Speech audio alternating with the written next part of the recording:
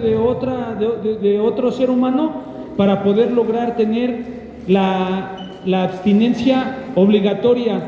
En este punto nosotros tenemos algunos temas, porque de repente se ha opinado para no tener la abstinencia obligatoria, ¿verdad? De acuerdo a los argumentos de algunas personas que pues en su momento han tenido que opinar de acuerdo hacia las adicciones y que a veces se desconoce la situación real, ¿verdad? Lo que se vive dentro de pues el campo, ¿verdad? Dentro de la realidad. Hay personas que pueden opinar que la abstinencia no tiene que ser obligatoria, que el enfermo tiene que tomar la decisión de ir a un lugar para tener un proceso de recuperación. Y pues nosotros sabemos que en la mayoría de los casos no es así, ¿verdad? No es así el hecho de que nosotros vayamos por nuestro pie a tener un proceso de recuperación. A veces la enfermedad del alcoholismo se compara como si fuese una enfermedad de gripa o alguna situación de infección. Es algo más profundo, ¿no? Es una enfermedad psicoemocional, ¿verdad? Es una enfermedad que va a rebasar a veces la situación de la medicina, ¿verdad? Entonces, nosotros como enfermos tenemos que tener una intervención obligatoria en el mayor número de casos. No quiero generalizar, ¿verdad? No quiero generalizar este término, que en algún momento pues algunos personas que nos escuchen opinen lo contrario, pero en la mayoría de los casos el enfermo que tiene este tipo de conductas sí tiene que ser obligado, sí tiene que ser obligado. Hace un año, en mayo de hace un año, se quiso, ¿verdad?, como hacer un decreto de ley donde no existiera el internamiento obligado, donde se cancelaran los hospitales psiquiátricos, donde de alguna manera no hubiese ese internamiento de manera forzada. Entonces, a lo largo del trabajo en campo, nosotros nos damos cuenta que eso sería un suicidio para la sociedad, porque nosotros como centros de tratamiento damos prevención al delito, ¿no? Tenemos personas que consumen, pero personas que no trabajan, ¿no? Si nosotros le hacemos una entrevista a las personas que están en tratamiento, les podemos a lo mejor hacer una estadística de cuánto consumen, de cuánto es su consumo al día. Entonces, si lo sumamos al mes, es una cantidad considerable. Y cuando tú les preguntas, bueno, ¿en qué trabajas para gastar ese dinero en tu consumo? Y entonces la mayoría nos damos cuenta de que no tienen ningún empleo, ¿verdad? Entonces eso quiere decir que pues cometen algún acto delictivo. Desde el momento en que se compra cualquier sustancia ya es un delito, ¿no? Tanto del que la compra como el que la está vendiendo. Entonces nosotros, pues bueno, de alguna manera cuando manejamos este tipo de temas, la abstinencia sí tiene que ser obligatoria en la mayoría de los casos, ¿verdad? Para eso nosotros tenemos que tener un equipo multidisciplinario para recibir a las personas de la mejor manera, ¿verdad? Porque también eso es algo que estamos de acuerdo con el gobierno, estamos de acuerdo con las instituciones de salubridad, que sí tiene que existir esa regulación sanitaria para que nosotros podamos funcionar de mejor manera. ¿Le puedes cambiar a la diapositiva? En la siguiente diapositiva habla, ¿no?, de la situación, por ejemplo, del internamiento y de la importancia que tiene que tener el equipo multidisciplinario. O sea que tiene que haber un médico, tiene que haber un psicólogo, tiene que haber un consejero en adicciones, tiene que haber un psiquiatra, ¿verdad? Que trabaje de acuerdo a la línea que nosotros estamos manejando. El objetivo no es dopar a todas las personas que lleguen a nuestros establecimientos. El objetivo no es agarrar y darles ansiolíticos o darles medicina, porque pues bueno, de alguna manera si hacemos esa conducta estamos evitando que las personas sientan una parte que es lo que les hace adictos, ¿verdad? El negar una parte de la realidad. A través de negar una parte de la realidad, las personas nos convertimos en adictos. Entonces, nosotros tenemos que tener ese trabajo de un equipo multidisciplinario que esté de acuerdo a la línea que nosotros estamos manejando. Ahorita con el uso del fentanilo, con el uso del cristal, las personas llegan en un estado pues ya mal mentalmente, ¿no? Ya muy avanzada la enfermedad. Entonces ya llegan con algunas patologías que, bueno, de alguna manera nosotros tenemos que apoyarnos de la psiquiatría, pero en algunos de los casos no es necesario que se le medique a las personas, sino que se les invite a trabajar de la mano del psicólogo, del padrino, del consejero en adicciones, o sea, del equipo multidisciplinario, para que puedan tener una recuperación y puedan avanzar un poco más de la abstinencia, ¿no? Porque nosotros tenemos que darnos cuenta lo que son los ciclos que tiene una persona, ¿no? La mayor parte de las intervenciones, como se los mencionaba, son de manera involuntaria, pero cuando la persona llega a un establecimiento, en la mayoría de los casos entra en el ciclo por ejemplo, en el régimen del establecimiento. Entonces empieza a adaptar, y en la mayoría de los casos pues es por un sentimiento de deuda, ¿no? Es un sentimiento que tiene el usuario, que tiene el adicto hacia el entorno, ¿no? Por ejemplo, hacia su mamá, hacia su papá, hacia el medio. Entonces, ese sentimiento de culpabilidad hace que el adicto se someta o siga un régimen, pero no está entendiendo nada hasta ahí. O sea, el adicto hasta ahí no está teniendo un entendimiento de lo que está sucediendo con él. Él llega, se adapta a las reglas del establecimiento y nosotros pensamos que él está entendiendo algo, porque hace un servicio, porque pasa con el psicólogo, porque pasa con el consejero, porque se adapta a la comunidad terapéutica, porque pensamos que está teniendo un seguimiento adecuado, pero lo único que está teniendo es una abstinencia. Él se está privando del consumo de drogas, pero para tener un entendimiento y lograr un cambio, un acto para poder reforzar lo que es una rehabilitación, él tendría que entrar en un proceso de romper los ciclos, ¿no? Y ese proceso de culpabilidad es lo que a veces en los centros de tratamiento pues hemos dejado pasar, el pensar que las personas por estar dentro están entendiendo, pero es el sentimiento de culpa, se somete el individuo, sigue las reglas.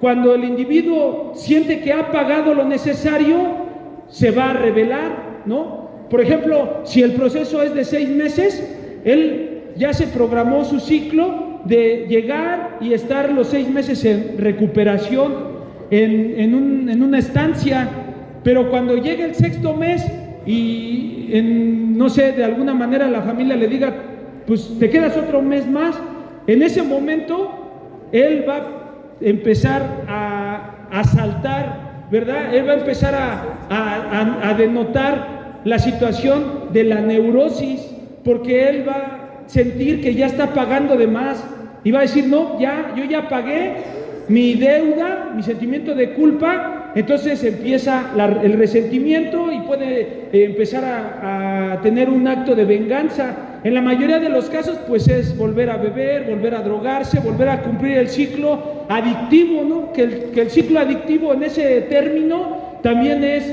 hasta para la familia, ¿no? Porque la familia también ya conoce el proceso de los 0 a los 6 meses. Entonces, cuando llegan los 6 meses, por poner un tiempo, ¿no? Cuando llegan los 6 meses, la familia ya también entiende que ya necesita, ¿verdad?, de su adicto, ya necesita de por quién se tenga que preocupar, por quién tenga que salir, por quién tenga que preguntar. Por eso es muy necesario que nosotros tengamos el trabajo de la mano con la familia. Es muy necesario que la familia tenga el tratamiento y el seguimiento de la adicción, porque si no, de lo contrario, se van a repetir los ciclos, y los ciclos es lo que nosotros tenemos que tener muy presentes, porque a través de los ciclos es como vamos a poder lograr combatir una adicción. Si nosotros no entendemos cómo se está manifestando el ciclo, cómo se está haciendo o cómo se está llevando, por ejemplo, la culpa, el sometimiento, la situación de empezar a resentirse, luego buscar una venganza, y la venganza nos va a dar un sentimiento de culpa y que se vuelva a repetir ese ciclo infinitas veces, nosotros vamos a no poder romper una adicción, ¿verdad? Entonces, cuando nosotros tenemos ese tipo de conductas, tenemos algo que va a salir, y es la neurosis. La neurosis es negar una parte de mí. La neurosis es negar algo que existe en mí. Por ejemplo, negar el miedo, por ejemplo, negar la situación de la soledad, de la tristeza, ¿no? Negar el vacío. Entonces nosotros, al negar una parte que existe en mí, voy a buscar placer.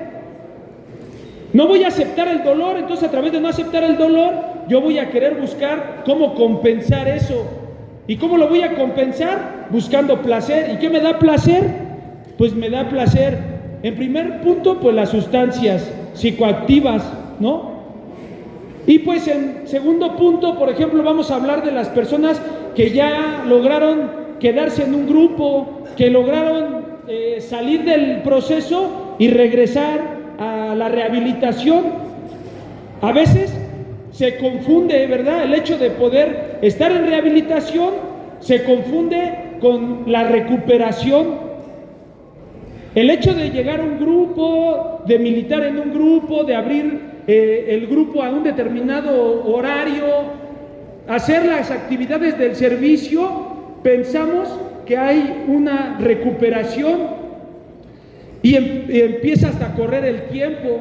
Empiezan a correr 1 año, 2 años, 10, 15, y a veces se piensa que a mayor tiempo, mayor recuperación.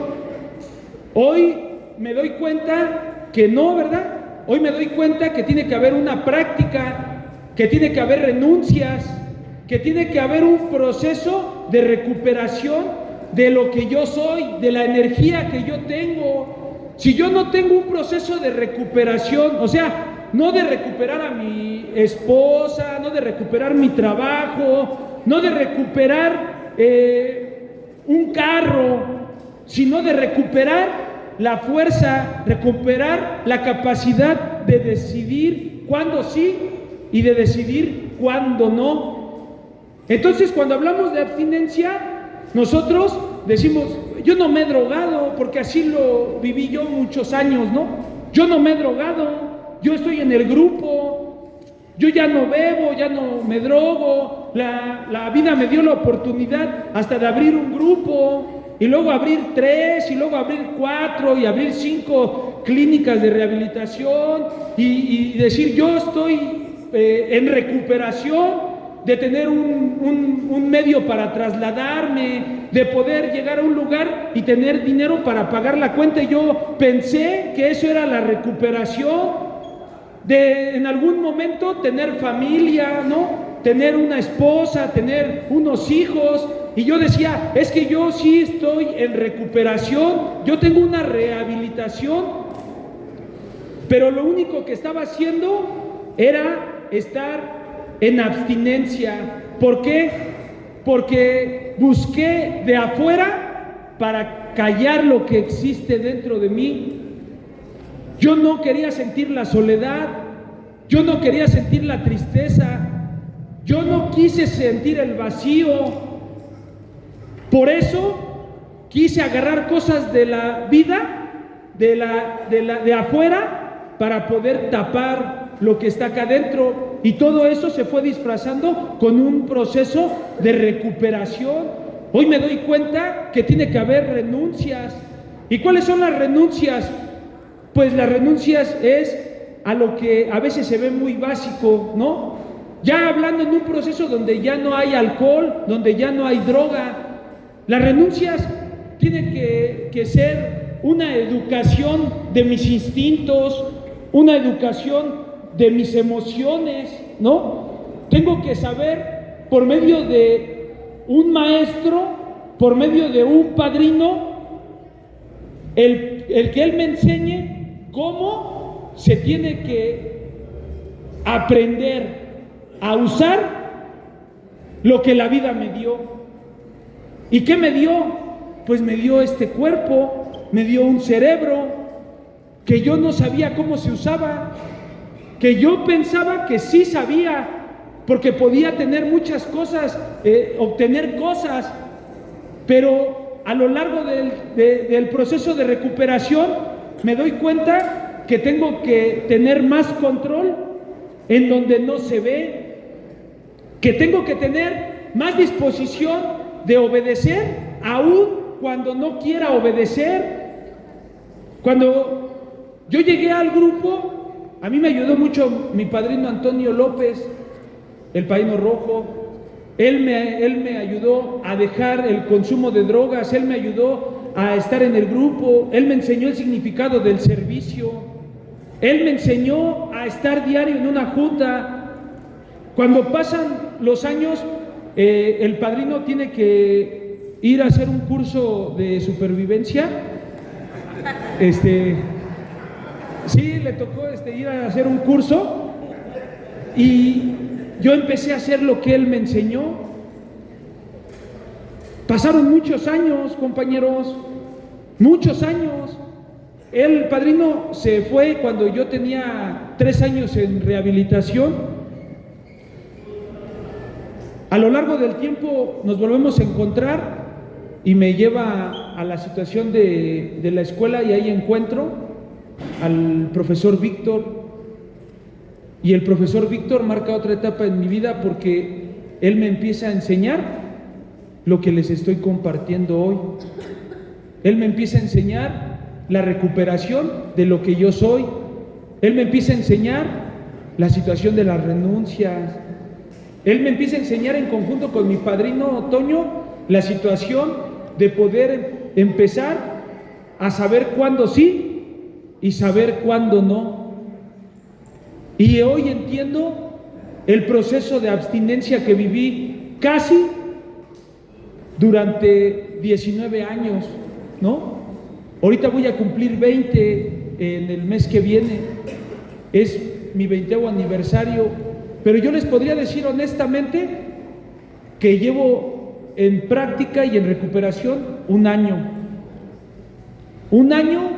en el cual me ha costado el poder renunciar a viejas ideas, el poder empezar a ver las cosas de diferente manera, el empezar a darme cuenta que la abstinencia es algo que me hizo una cortina de humo durante mucho tiempo. La búsqueda del placer para evitar el dolor, la búsqueda de querer obtener cosas para tapar lo que yo negué mucho tiempo, la búsqueda de no querer sentir la soledad, de no querer sentir el vacío, de no querer sentir el sinsentido. Cosas que dice Ken Wilber en el libro Conciencia sin Fronteras, que al hombre moderno no le son atractivas. Dice, al hombre moderno no le son atractivas el empezar a completarse, el empezar a aceptar esa parte que me hace adicto, esa parte que a mí me hace buscar el placer. Entonces, esto, compañeros, amigos, es parte de lo que es la abstinencia. La abstinencia es el no sentir, el no querer aceptar algo de mí. ¿Cómo se resuelve? Pasamos a la otra. ¿Cómo se resuelve la situación de la abstinencia? Esto se remonta hasta con los muchachos que tenemos ahorita internados. Los muchachos que están internados están viviendo ciclos, y que si nosotros, como expertos en la salud mental, si nosotros no nos ponemos abusados, el índice de rehabilitación en nuestros centros de tratamiento va a ser bajo. Y si ahorita nosotros estamos aventando este tipo de eventos, tenemos que tener un compromiso para que el índice de rehabilitación dentro de nuestros centros incremente, se vea una diferencia. Pero hoy yo sé que no va a ser nada más porque hoy lo pedimos, sino que tiene que haber trabajo de por medio. Y ese trabajo es algo que a mí no me gusta. Muchos años yo negué la escuela. Muchos años yo dije, ¿pues eso para qué? Yo vivo chido. Yo soy una persona que si no me lo dan lo arrebato. Yo soy una persona que no ocupo estudiar. Yo gano más que un profesionista. Yo puedo hacer lo que yo quiera en mi vida. Así viví muchos años de mi vida. Me dijeron, estudia. Uno de ellos fue mi padre. Mi padre, pues es médico. Y me acuerdo una vez cuando yo tenía como 33 años, 32, lo vi y me dijo, nunca quisiste acabar una licenciatura, ¿verdad? Y eso a mí me molestó. Eso a mí me molestó porque yo siempre quise echarle en cara y decir, no necesito estudiar para tener lo que yo quiera en la vida. Y así me harté durante mucho tiempo en las tribunas. Yo no necesito estudiar. Eso no es para mí. Hasta de repente ya ven como que se compaginan hasta las canciones, ¿no? Y dice una canción que yo no necesito un título, yo no soy doctor ni abogado, ¿no? Y que tengo lo que quiero porque tengo un cerebro, porque utilicé las mañas para poder obtener cosas, todo lo que me hizo el camino más corto. Hoy me tuve que tragar mis palabras. Hoy me tengo que tragar mis palabras y presentarme en una escuela, hacer mi tarea. Hoy me tengo que tragar mis palabras y llevar a mis compañeros del grupo a la escuela, a mis ahijados. Y a veces también la crítica de los alcohólicos, no que así no, lápiz, no que así no era. ¿Dónde quedaron tus palabras? ¿No que no había pedo? ¿No que la podíamos hacer como queríamos? Y a veces tengo que sentarme y escuchar a mis compañeros y decir, sí, güey, sí es cierto.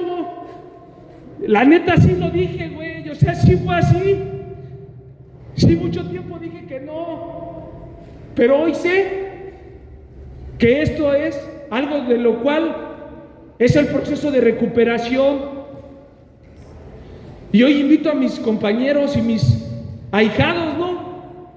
Están estudiando, están en desarrollo, y yo trato de transmitirle al padrino Ernesto, a todos los líderes de los grupos de Naucalpan, decirles, vamos, Vamos porque en algún día también te invité a otro tipo de juntas y que están bien chidas también. También me laten ese cotorreo, porque soy como un pinche camaleón. Pero hoy me paro ante ustedes y me siento un pendejo. Hoy me paro ante ustedes y me cuesta trabajo hablar. Hoy me paro ante ustedes y me cuesta trabajo expresar y decir, aquí estoy y estoy así, estamos haciendo esto, porque el otro lo domino, lo otro sé perfectamente cómo se da y cómo se lleva la secuencia, pero hoy sé que este es el proceso de recuperación, trabajar donde no se ve, y nosotros tenemos que resolver eso. ¿Y por dónde creen que tenemos que empezar? Por los líderes, por nosotros como líderes. Por ahí se tiene que empezar. Se tiene que empezar a romper nuestros ciclos. Se tiene que empezar a romper lo que traemos nosotros, a conocer cómo está armada nuestra estructura, nuestra enfermedad, para romper nuestro estado de abstinencia. Y eso no me hace mejor ni peor que ustedes. Eso lo único que me hace es una persona que quiere recuperar lo que en realidad soy. Y simplemente quiero tener una voluntad, simplemente quiero ser una persona completa. Y estoy dispuesto a vivir el proceso de recuperación. Y eso lo tengo que bajar a mis compañeros que están internados. Eso lo tengo que bajar a cada uno de los usuarios que están en nuestros centros, a los familiares que están en nuestros centros, para que se sumen y se den cuenta que pueden terminar algo que dejaron inconcluso en algún momento, y que eso es la recuperación, que puedes empezar a hacer cosas y actos que cuenten más de lo que yo pueda hablar aquí. El proceso de recuperación rompe la abstinencia. Tengo que hacer prácticas, tengo que conectarme con la realidad. Y en la realidad existen las dos partes: la persona, la sombra, el inconsciente, el consciente. Existe en la realidad esas dos partes que yo negué durante mucho tiempo. Para romper la abstinencia, tengo que aceptar lo que he negado. Y ahí voy a practicar el sexto paso del proceso de recuperación: quitarme los pantalones cortos y ponerme los largos, y tener la suficiente buena voluntad para callar mis instintos y poder disciplinarlos a la naturaleza. Poder saber cuál es mi naturaleza y poder vivir dentro de la naturaleza. Para eso se requiere de un xoloescuintle, ¿no? Dice la banda Meshi, la banda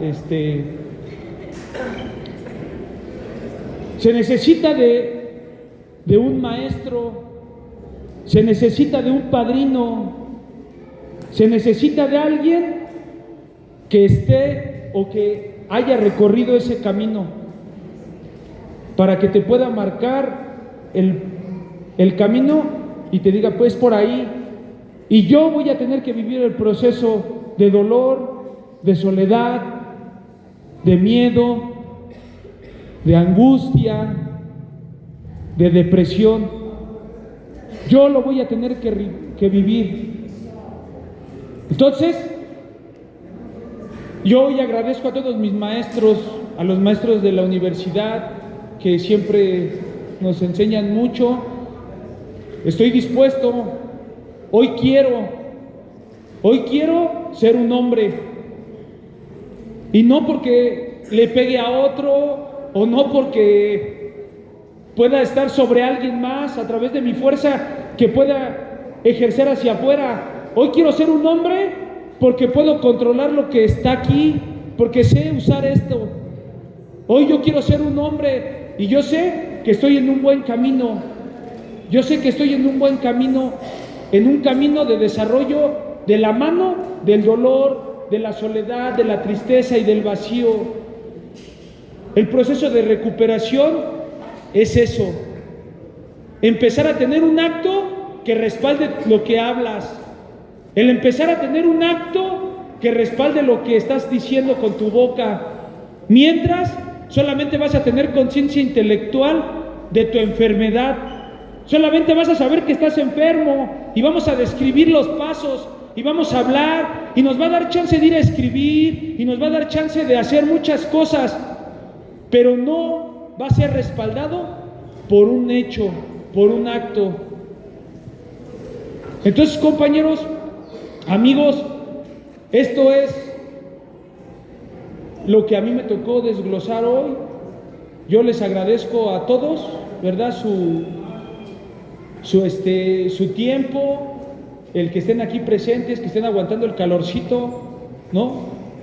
Y agradezco a mis compañeros líderes de los grupos por, pues, creer en esto, ¿no, padrinos? Todos en algún momento nos va a tocar hacer un acto. Y hoy la vida se encargó de que nuestros caminos se cruzaran. Hoy se encargó la vida de que nuestros caminos se cruzaran. Y si nuestros caminos se han cruzado, va a ser para hacer algo. Y no desde el decir para que vean los demás, no, sino para que yo me dé cuenta de lo que soy capaz de hacer. El principio está dentro, la salida es hacia adentro. Muchas gracias a todos, que disfruten este evento. Faltan más ponentes, vamos a darle secuencia a esto. Muchas gracias y eso es todo.